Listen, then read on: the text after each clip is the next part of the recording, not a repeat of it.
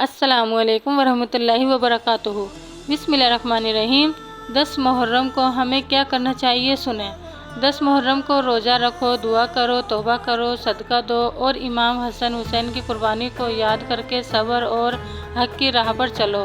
یاد رکھو، آج کل کچھ مسلمان داڑھی رکھ کر، شراب پی کر، لاٹھی کھیلنے والے اور تعزیہ بنا کر غلط طریقے سے لوگوں کے سامنے پیش آنے والے، اللہ سے ڈرو، کیونکہ یہ سب حرام کام ہیں۔ اہم پیغام: یوم عاشوراء پر نیک عمل کرنا، روزہ رکھنا، صدقہ دینا اور امام حسن حسین کی قربانی کو یاد رکھنا ایک نیکی ہے، لیکن غیر اسلامی یا حرام طریقے سے اس دن کو منانا، جیسے شراب، نشہ یا وغیرہ شرعی عمل سختی سے منع ہے۔